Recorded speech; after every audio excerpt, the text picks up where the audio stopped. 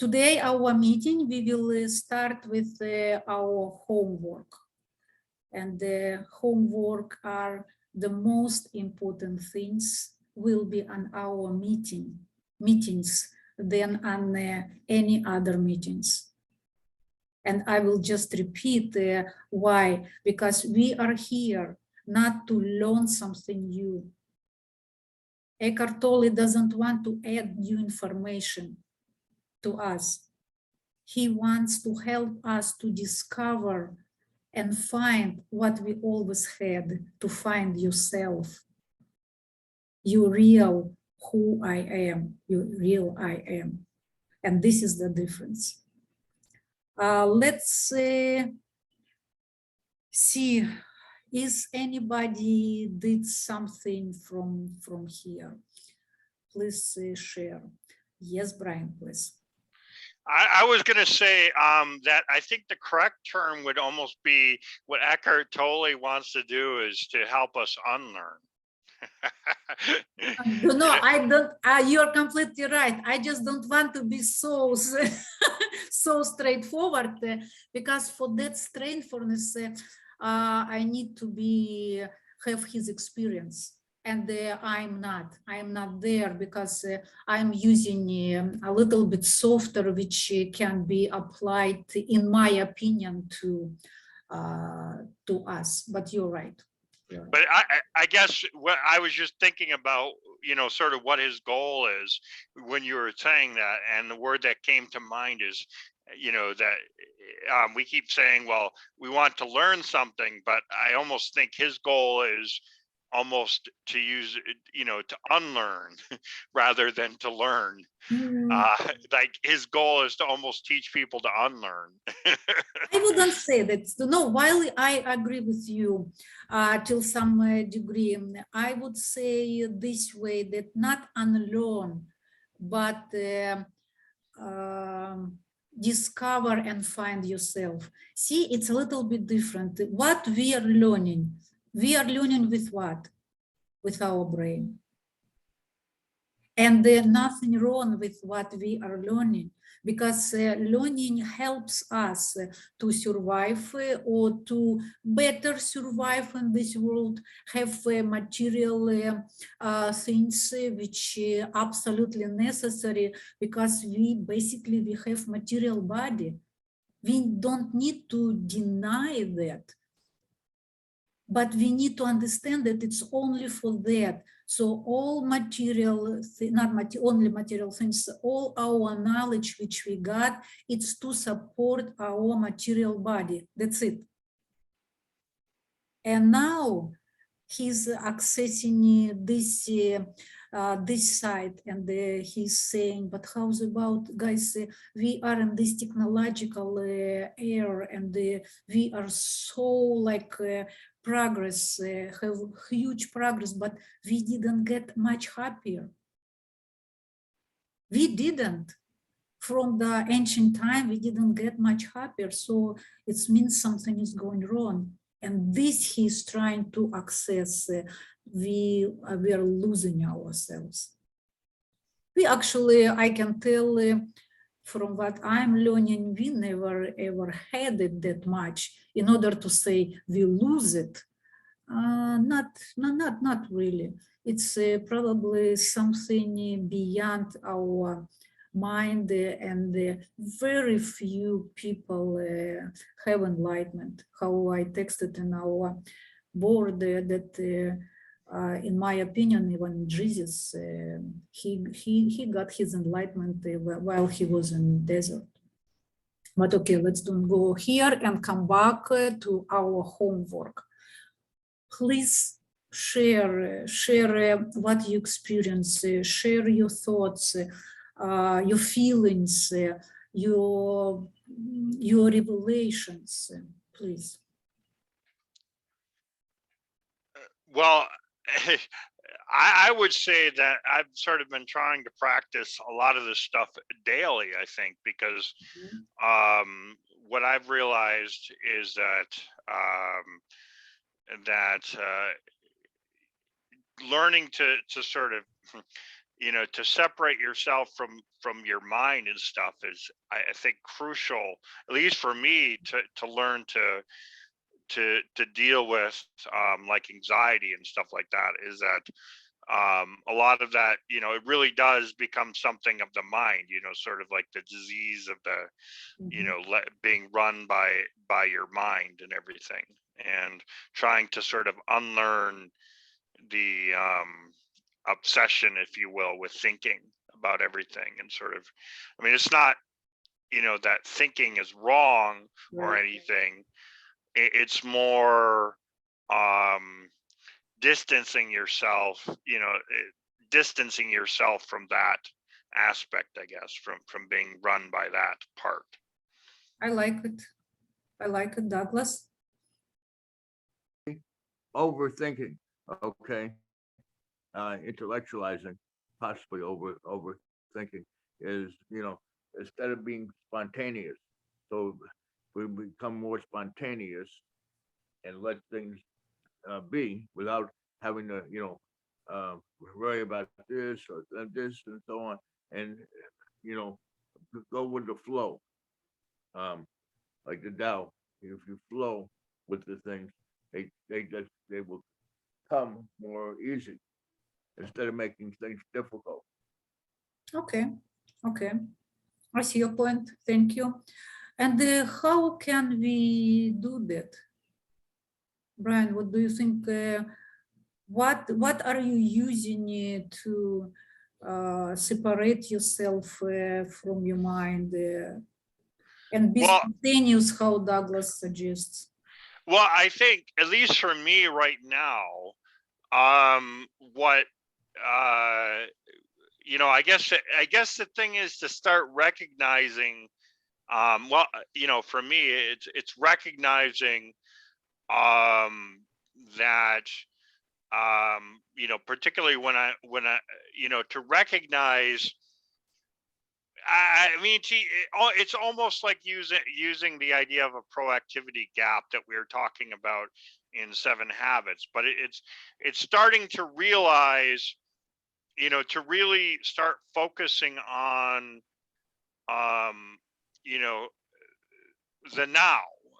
I mean, to use that word, it's kind of, maybe it's a stupid word, but it's like focusing on the now, and to start realizing that, like, your thoughts or whatever, like particularly when you're projecting into the future or into the past, it really seems to me that it's consciously trying to think about the now, to literally say, I mean, he totally sort of used this statement about, you know to just, what's wrong with the moment.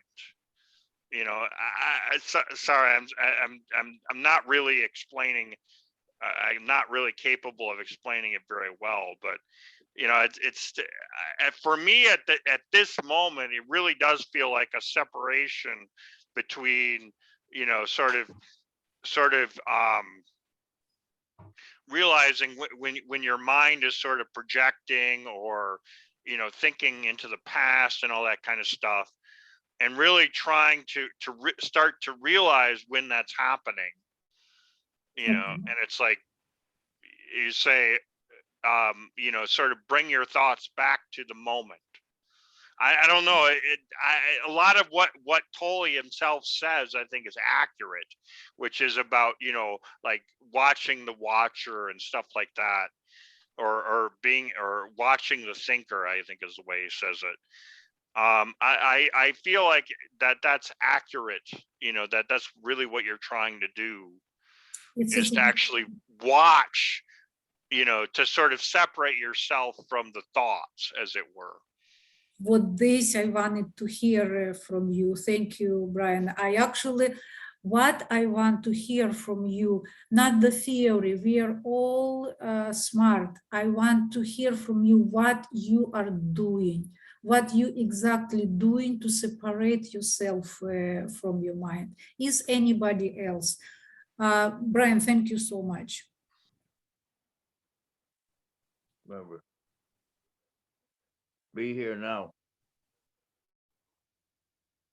But see, I don't know if really anybody could be here now because as soon as I told you be here now, I'm not here anymore.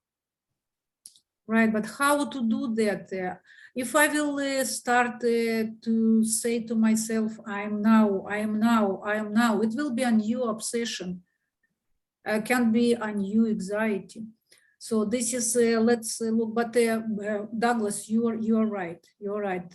Let's look at the particular ways what we need to do.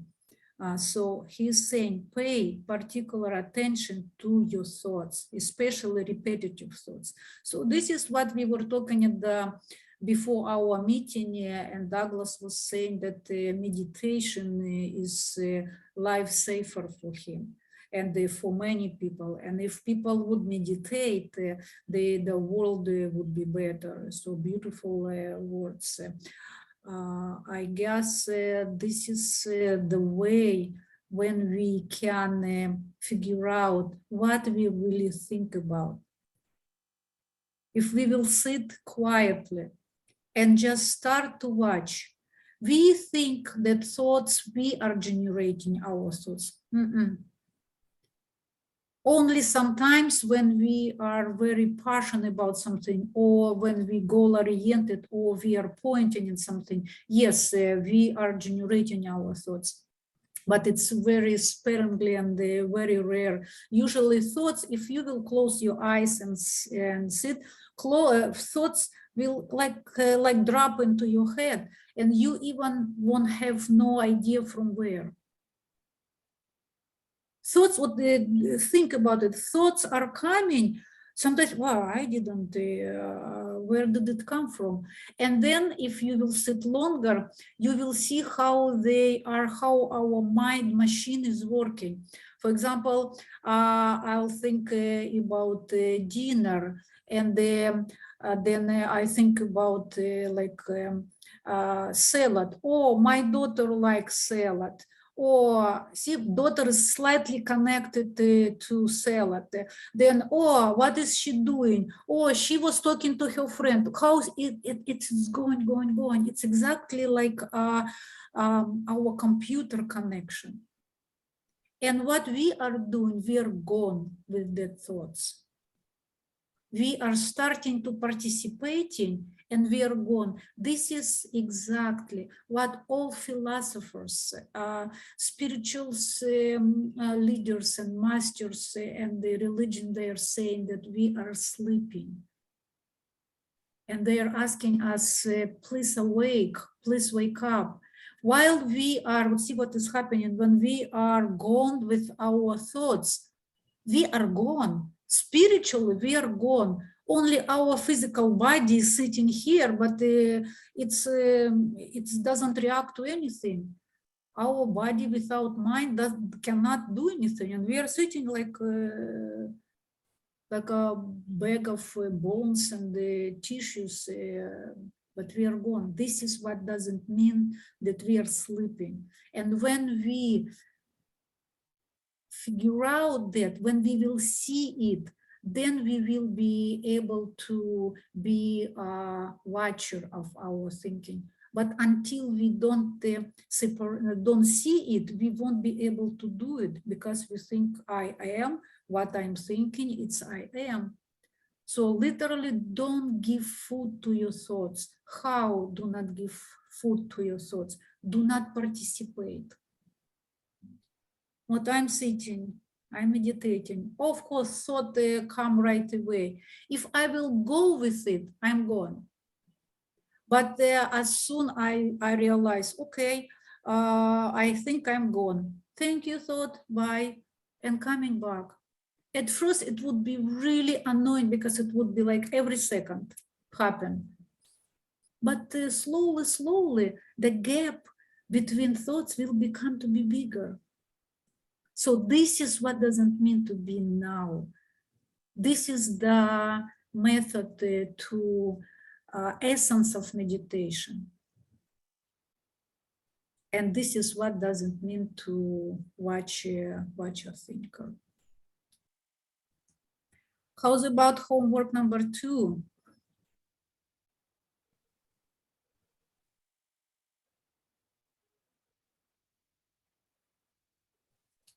Yes, Sean, please.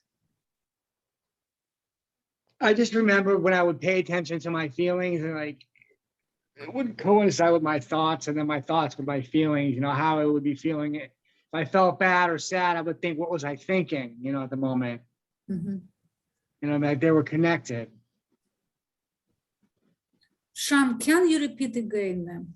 I was a little bit distracted, but I don't want to miss what you said. I'm sorry. I think the thoughts and my feelings were kind of like coincide. Whenever I would feel Okay. a certain way, when I would pay attention to my feelings, and I would always ask myself why I felt a certain way, and it would always tie into like my thoughts. Maybe I was not confident in what was going on at the moment, or I didn't want to do it, or you know, or you're thinking about something that happened. So somebody cuts you off on your way to work, you know, you're still thinking about that. So you realize, why do you feel a certain way? And you realize that what you keep thinking about something you shouldn't even be thinking about. You know, you're losing focus. I like what you said.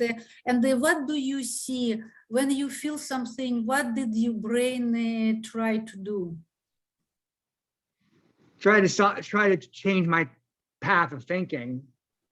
Try to You know what I mean? You explain kind of all things. Yes, all things. You are right. Try to change or try to explain why you thought this, why you feel that way, right? Or even try to find excuse. And there's some people trap in it. They feel something, but their brain try to find excuses, find to explain it. So we see this is the work of brain. It's always try to participate, try to involve, try to do his work. And we cannot blame it. It's the work of brain. We don't need now to hate our brains. Brain, it's a wonderful machine. We just need to place it on the right place. Who else want to say about when he or she pay attention to feelings, what was happening? Or how was it? How did you do it? This is extremely important. Without that, we won't be able to do any homework. We will just like listen you stories and that's it. Yes, Taylor.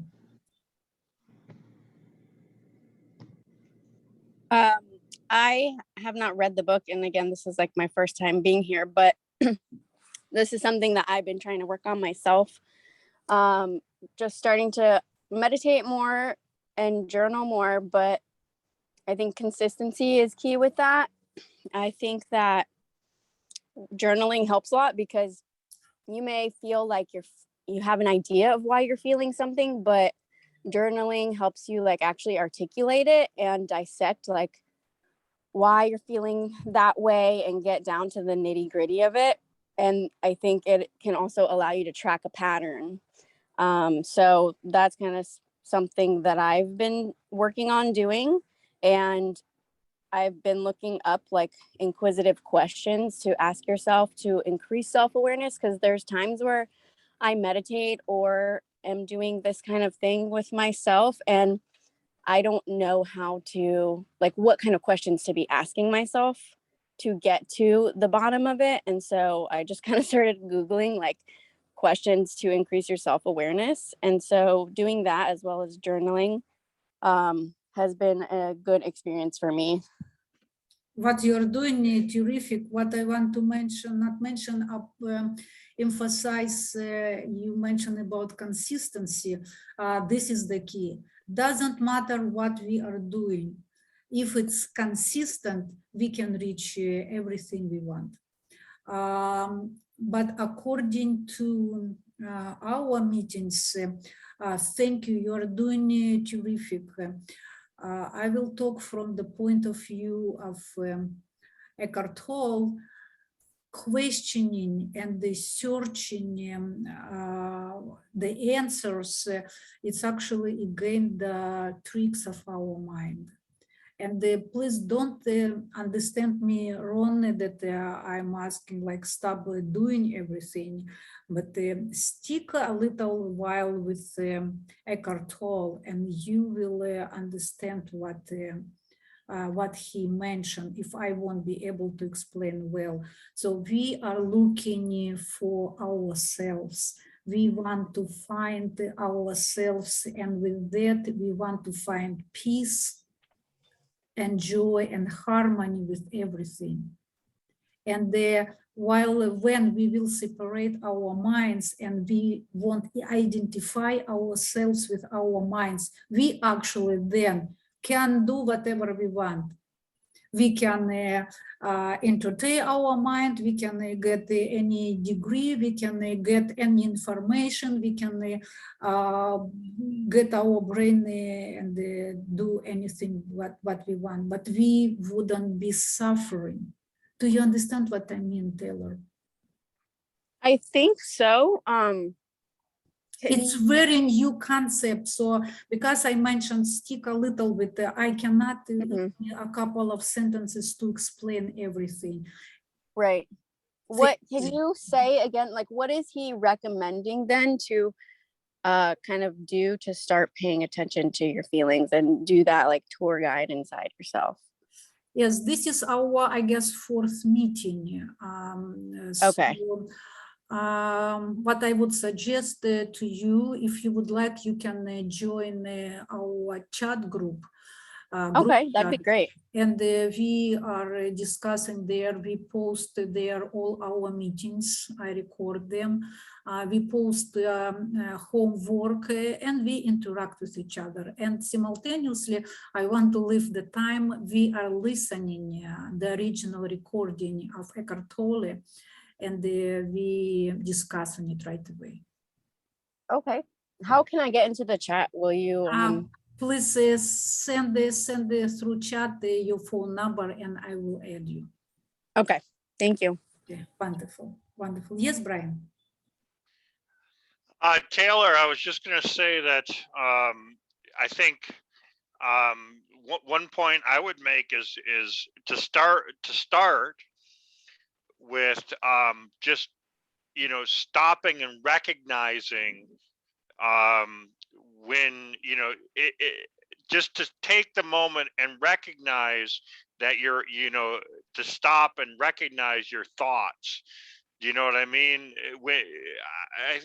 I'm not saying it very well, but it's stopping yourself and realizing, particularly when you're sort of when you start to realize maybe you're having a lot of bad thoughts or something, and just to start sort of stop and just begin to recognize, sort of separate yourself from the thoughts, as it were, if that makes any sense to you. It's like, Well,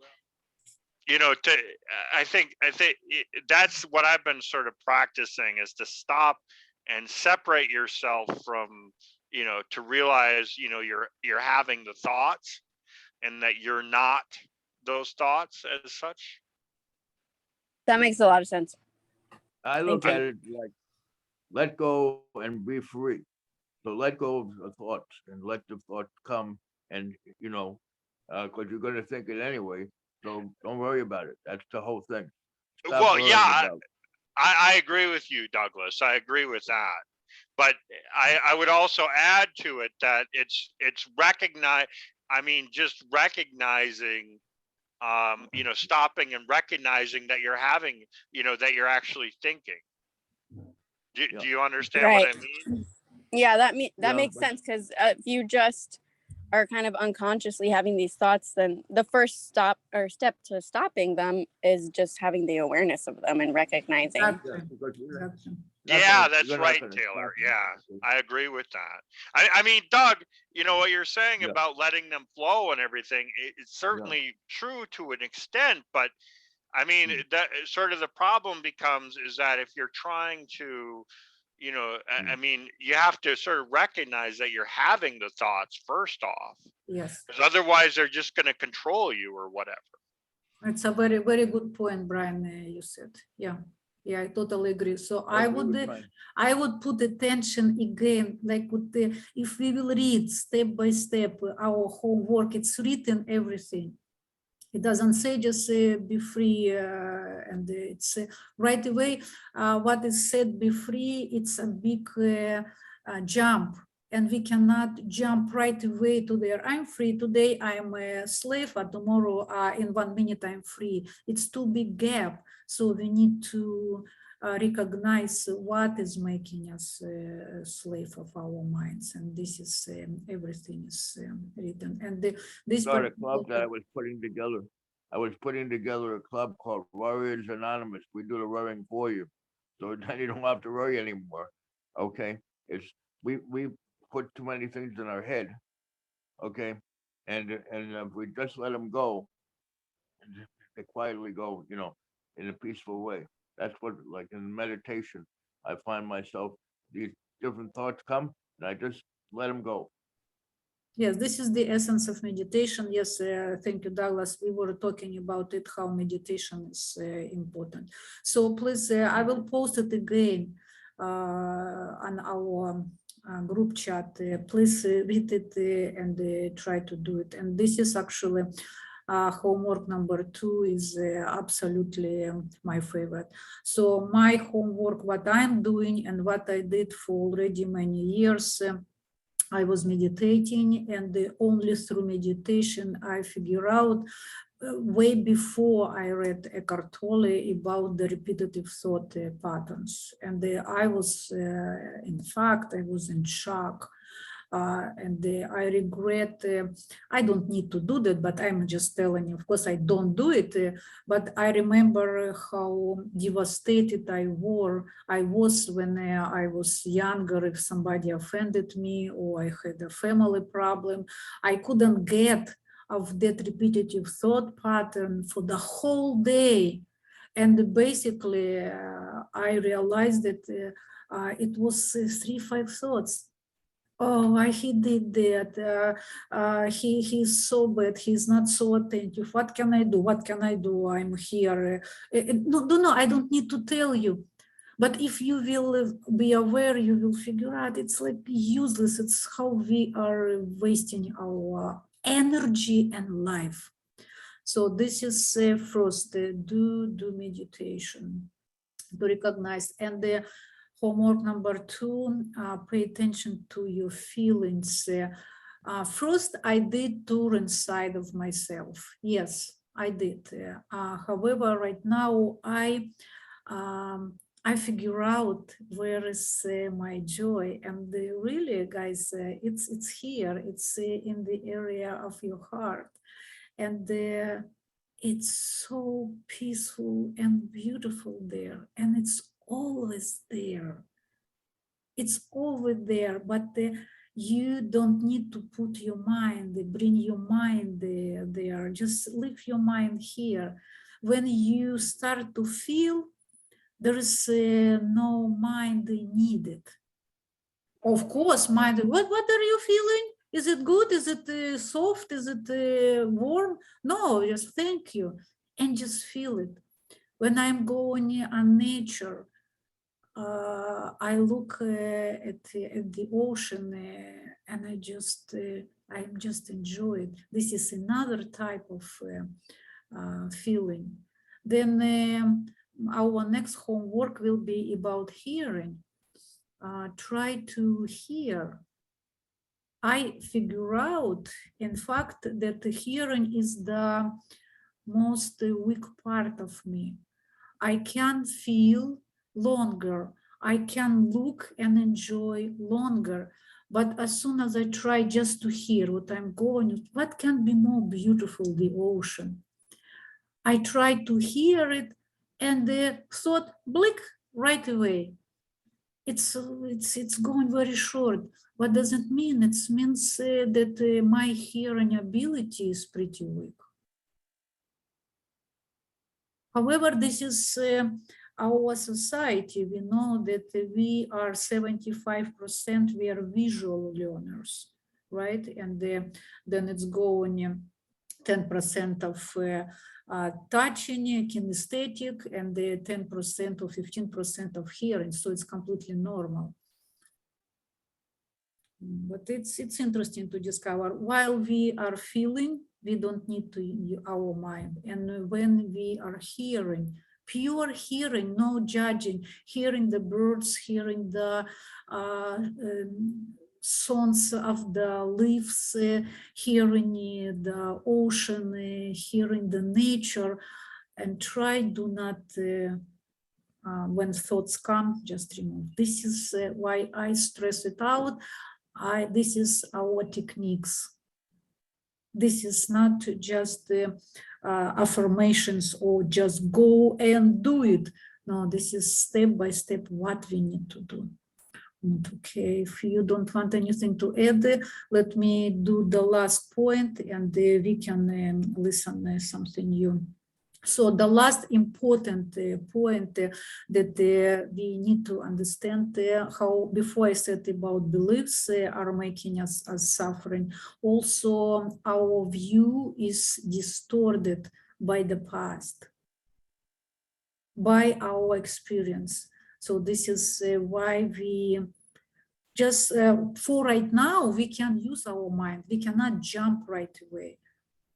This right now, yes, on our first steps, we can use our mind and understand that, no, this is not me. For example, I was unlucky all my life.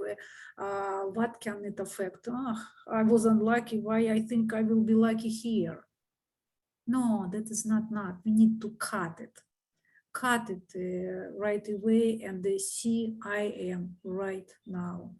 What, for example, this is a very interesting thing.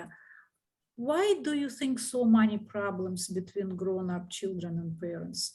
Just if you will answer, please try to tie your answer not from what you read in psychology and what you know, toward what we said right now, toward what we are discussing right now.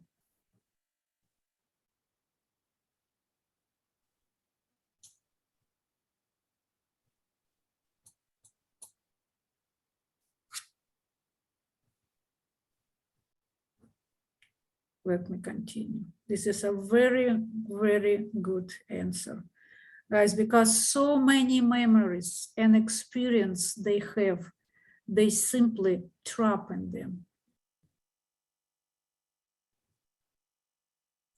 This is what's going on between grown-up children and the parents. They still see their children like they were many, many years ago. But the children, when they are growing, they are picking up a lot from us, from neighbors, from their friends, and they have their, how Violetta last time said, pollution. So, but we refuse to see that. Yes, Taylor.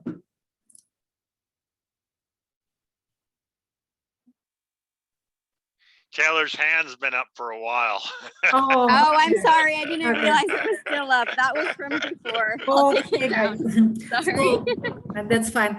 Let's move and start to listen. Who joined? Sanjita joined us. Hello, Sanjita, how are you? Hello, how are Last you? time and we were missing you. I was traveling. That's why I couldn't come for the Monday meeting. But today, when I saw the pop-up in the chat, I was like, no, I got to at least listen and join in. Because thank you. It's so enriching. In fact, talking about dealing with adult children, I feel, of course, we're talking in this topic, but I just had a little difference of opinion with, say, my older child, and I realized that yes, the past is embedded in them, and we don't like to accept that they are changing because we have been grown up with certain ideals, certain experiences of our own. And I think when we probably share our point of view, those children cannot understand. They're like, Mom, you live in backward times. Times have changed. And then it's like, this is how I was raised through my experiences. But I've realized that it doesn't always work with older children because, like you said, they are influenced by different factors than we were. Yes. Right? Yes, beautiful, Aiden. Thank you, Okay. Sangeeta. Going to be a silent spectator. Thank you. Oh, please, Hello, please everyone. participate. We are here to share our opinions. I don't want that we would just be a silent listener. Please participate, and we like and respect and enjoy your opinion. Thank you. Thank you very much. Okay. So, guys, do we see the power, the book of Eckhart Tolle? Yeah, it's there. Okay, так, let's see if we are here. Так, 24, where we are. There's one certain criterion by which you can measure your success in this practice: degree of peace that you feel within. It's so wonderful. It's so important that I want to read it again. Only one certain criterion which you can measure your success in this practice, the degree of peace that you feel within.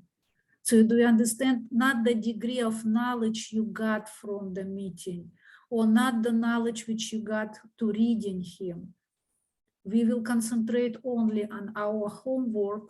We will concentrate only on your personal feelings, on your personal degree of where you are and what is on your way, what you feel you cannot overcome.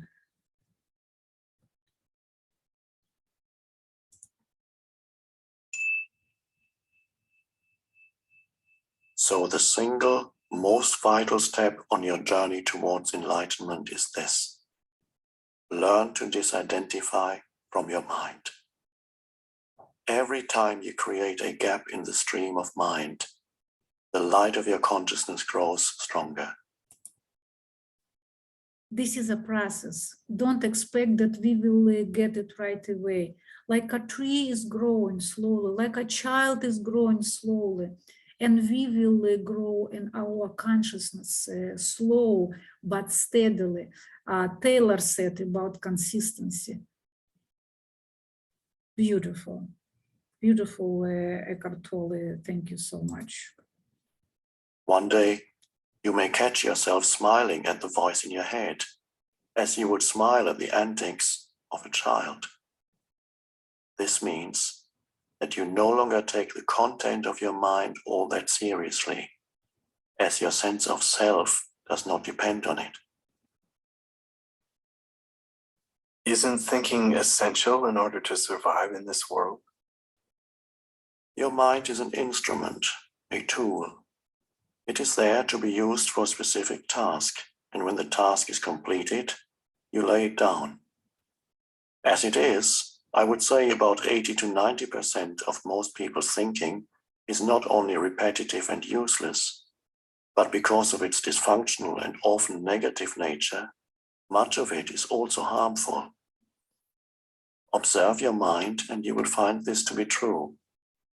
It causes a serious leakage of vital energy. This kind of compulsive thinking is actually an addiction. What characterizes an addiction? Quite simply this: you no longer feel that you have the choice to stop. It seems stronger than you. It also gives you a false sense of pleasure, pleasure that invariably turns into pain. What do you think about it? Please share your, maybe your experience. I think we all were there.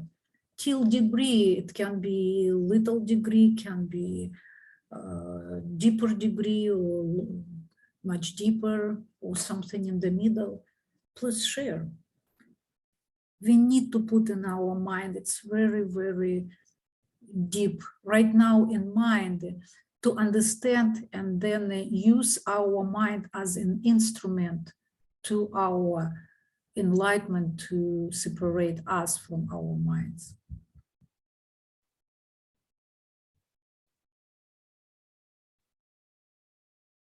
Okay, so what again, just 80–90% is repetitive.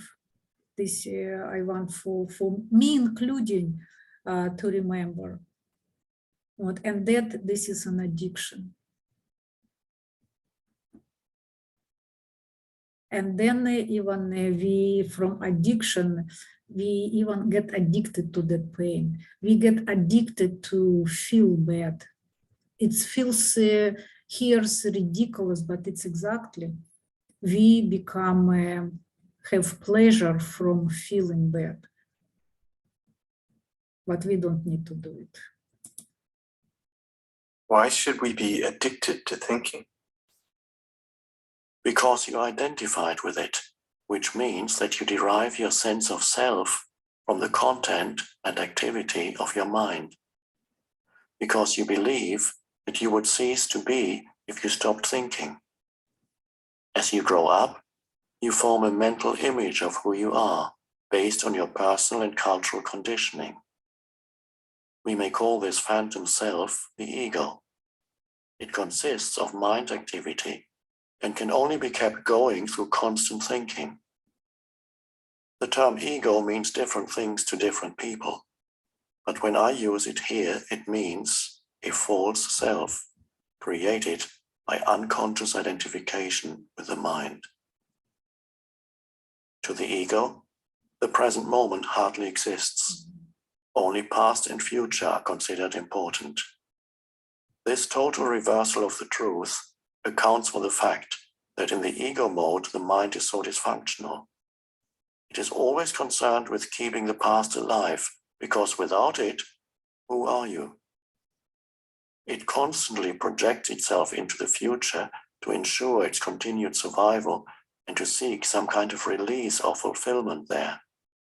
It says, one day, when this, that, or the other happens, I'm going to be okay, happy, at peace. Even when the ego seems to be concerned with the present, it is not the present that it sees. It misperceives it completely because it looks at it through the eyes of the past. Or it reduces the present to a means to an end that always lies in the mind-projected future.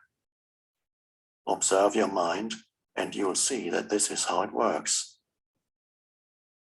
The present moment holds the key to liberation, but you cannot find the present moment as long as you are your mind.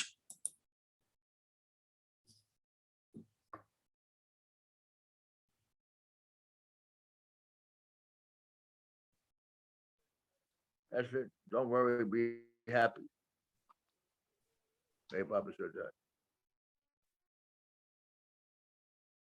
Anybody else? Thank you, Douglas.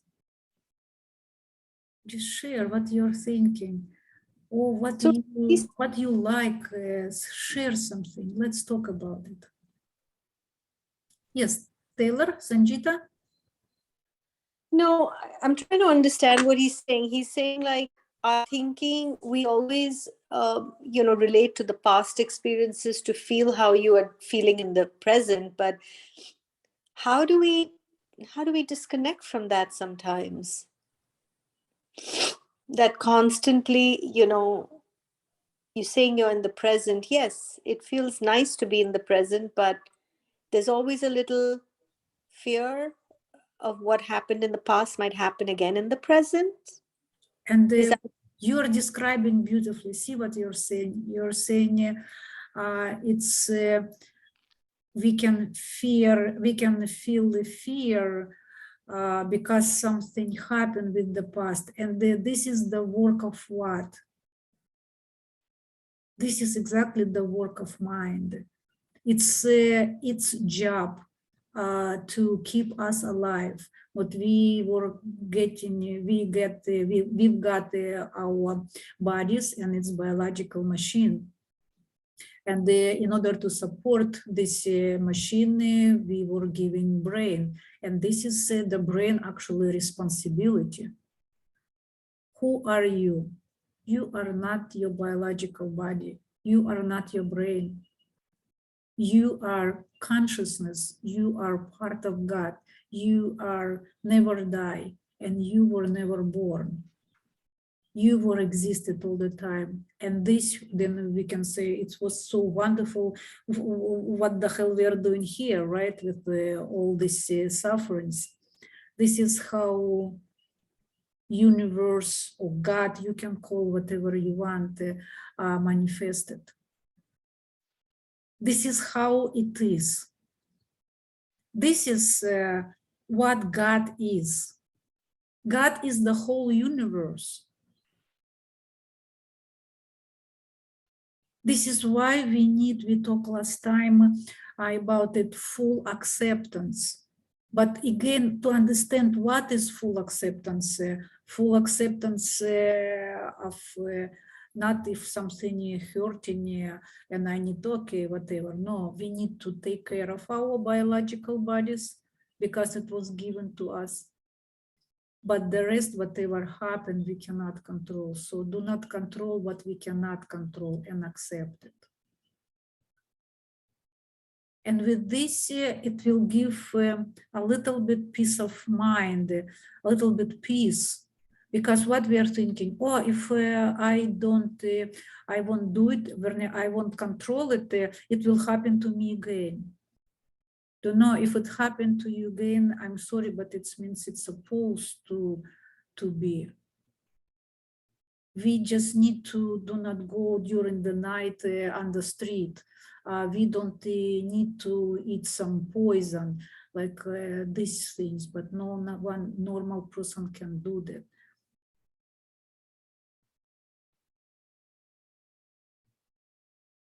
I cannot say that I answered completely. There is so much that I cannot need to stop. We need to continue. At least something I gave you, and please, Sanjita, stick with us, and we will deep into it. Yes, Brian. Oh, sorry. I wanted. I was. Oops. I was gonna add. I was going to say that in a lot of ways, Sangeeta, you kind of asked one of the crucial questions, I guess, and one of the crucial challenges to the whole thing. But I would almost say that the first step is to to start recognizing the thoughts. It's to start realizing that that you're not your brain, as it were, or you're not your thoughts. And that's kind of the first step, really. I mean, it's really Lena's first exercise, to be honest with you. But that's sort of the first step. You're right, Brian. You're right. There's just no magic. I don't think there's magic solution here, but you sort of have to, just take the first step and start realizing, separating yourself from your thoughts. Yes. There is no magic, I'm afraid. Sorry. No, you're right. Thank you, Ben. And there is what Brian says, he's right, and it's in our homework. If we will read this homework number 1, if we will read sentence by sentence and do what is written in our homework, then slowly realization will come. And what see Sanjita and me as well and everyone, the present moment hardly exists.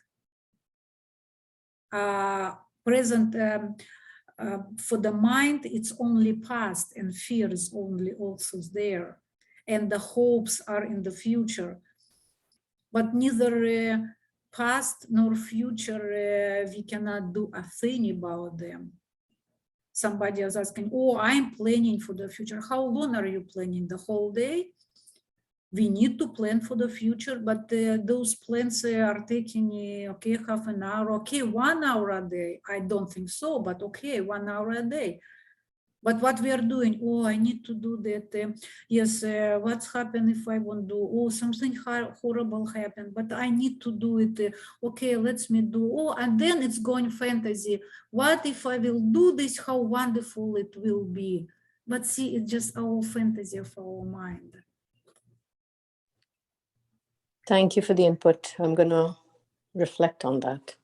Thank you, Sanjita, for being with us. I don't want to lose my ability to analyze and discriminate. I wouldn't mind learning to think more clearly in a more focused way, but I don't want to lose my mind. The gift of thought is the most precious thing we have. Without it, we would be just another species of animal. The predominance of mind is no more than a stage in the evolution of consciousness. We need to go on to the next stage now as a matter of urgency. Otherwise, we will be destroyed by the mind which has grown into a monster. I will talk about this in more detail later. Thinking and consciousness are not synonymous. Thinking is only a small aspect of consciousness. Thought cannot exist without consciousness, but consciousness does not need thought.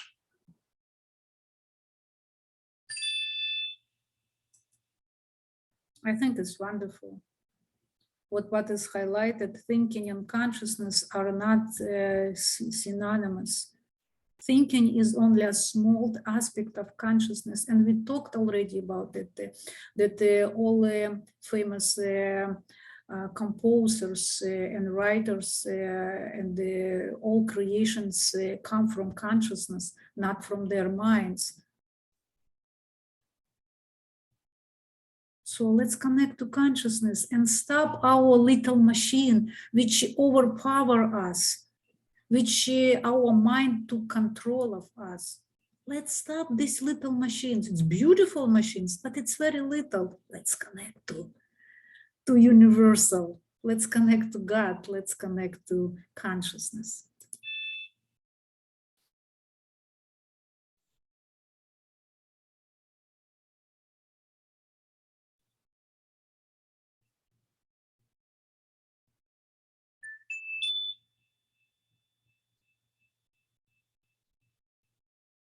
Enlightenment means rising above thought, not falling back to a level below thought, the level of an animal or plant.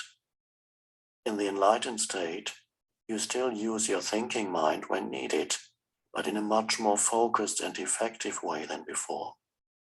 You use it mostly for practical purposes, but you're free of the involuntary internal dialogue and there's inner stillness.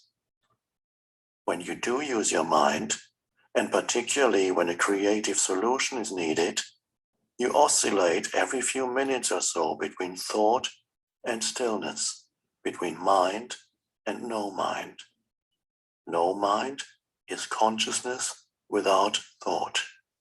Only in that way is it possible to think creatively, because only in that way does thought have any real power. Thought alone, when it is no longer connected with the much vaster realm of consciousness, quickly becomes barren, insane, destructive. The mind is essentially a survival machine. Attack and defense against other minds, gathering, storing and analyzing information. This is what it is good at, but it is not at all creative. All true artists, whether they know it or not, create from a place of no mind, from inner stillness. The mind then gives form to the creative impulse or insight. Even the great scientists have reported that their creative breakthroughs came at a time of mental quietude. The surprising result of a nationwide inquiry among America's most eminent mathematicians, including Einstein, to find out their working methods, was that thinking plays only a subordinate part in the brief, decisive phase of the creative act itself. So I would say that the simple reason why the majority of scientists are not creative is not because they don't know how to think, but because they don't know how to stop thinking.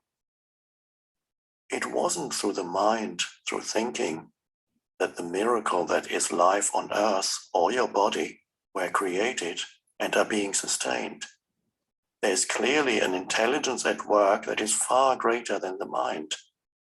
How can a single human cell measuring 1/1000th of an inch across, contain instructions within its DNA that would fill 1,000 books of 600 pages each. The more we learn about the workings of the body, the more we realize just how vast is the intelligence at work within it and how little we know. When the mind reconnects with that, it becomes the most wonderful tool.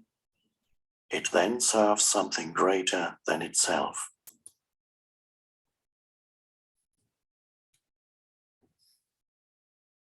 Yes, Brian? What he was saying right there is what I meant by unlearning, what I was referring to. What essentially what he's saying right there is what I meant when I used the word unlearn. You mean this? Essentially to the idea of it's just sort of I mean you learn, you thinking and all that kind of stuff, but you sort of almost have to unlearn the sort of separate yourself from the thinking as such, and sort of unlearn the obsession with thinking. And what he was saying there, that's almost exactly what I meant when I said unlearn. Thank you. I'm not saying it very well, but I was trying to say that. You are fine. You are completely fine. What sounds to me and to you, and maybe all people here, maybe it's fine. I'm talking only about myself. To me, relearn is giving some other word which can confuse. How can I relearn? How the hell? It's like, I'm growing and now let's grow back. To me, it's kind of impossible. Whatever we learned, we can keep with us. We don't need relearn. It means bring it back. No, we can have it. It's a beautiful food for our brain. Live it. But if we will separate ourselves, if we will be the boss, and this is our brain, and we will control our brain, don't remove anything from what we learned. It's always our entertaining. It was our things which are necessary for our providing our material, our physical body. But yeah, thank you for saying again. So what I want to say, I like it, the level of, so enlightenment means rising above thoughts, not falling back. So he was saying in one of his book about animals a little bit more, I will share with you. So animals are living really, really happily and joyfully because they don't have, they are underdeveloped. So we are developed, animals underdeveloped, and we now try to go above, right?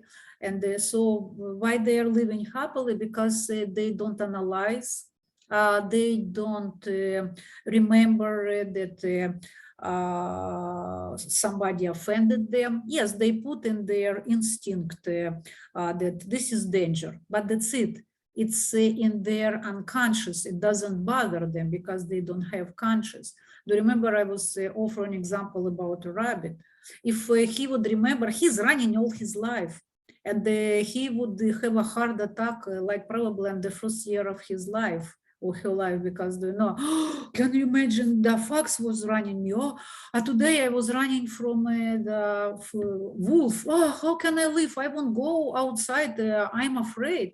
But they are going outside and they're happy, you see them, right? But of course, we don't need to go on their level. This is just example how animals are living, and in fact they are living joyfully and happily. So some kind of degree we can take from them example, and he's offering example of how a cat watching a mouse hole. He's like every minute he has attention to that mouse hole. And at that moment, he doesn't think. If he would think, okay, I'm sitting here, and as soon as a mouse will appear, I need to grab it. Of course, he would miss it. No thought in a cat at this moment, right? So just it's for our, again, not information, it's for our understanding. Yes, Brian. I was just going to lower my hand. No, I was sort of trying to think of another way of, Yeah. never mind. I can't say it right now. I just continue. That's fine, Brian. I remember I was very like anxiety. No, I didn't have anxiety, but I was worried and nervous if I forget something. But during the time I realized if I forgot something, it was not really important. And the important thought will come to you, and you always can put on our group chat or ask next time. So no worry. Guys, it's 12:27, and I think it's nice if we will finish in our promised 1 hour and a half. What you have takeaways with you? Please, can you share a couple of sentences, and we will wish each other wonderful weekend. Yes, Sean, please. I like enlightenment means rising above thought. I like that. And consciousness doesn't really need thought when it was talking about what consciousness really is, that we don't need to sit there and have the noise, like you said before, mental noise and compulsive thoughts, and it just kind of brings us down. Just as much as if you had somebody standing there berating you, you know what I mean? Like a slave master beating a slave. It's almost like you're doing that to yourself sometimes. Yes. Stopping their own selves, right? So you need to get a hold of that. Almost like you're your own buddy. When you go out, you have a wingman or person. Maybe you had too much to drink, you did something wrong. You're like, hey, come here, buddy, come on. It's all right, redirect. You need to do that to yourself and your own thoughts. You need to just stop that thought. Just focus. That's what focus is, Like the Karate Kid, focus, Daniel-san, about what you're trying to do. You're trying to, in this case, be enlightened and happy and have our brains go in the right direction. But even when we were kids in high school, they teach you about focusing your energy and your thoughts, and that's what we need to do. Because we're all animals. We all get angry. We get mad. We want to fight. Want to do this, but we want to put your focus towards something. So, I guess that's what it would be. Beautiful. Thank you, Sean. Anybody else?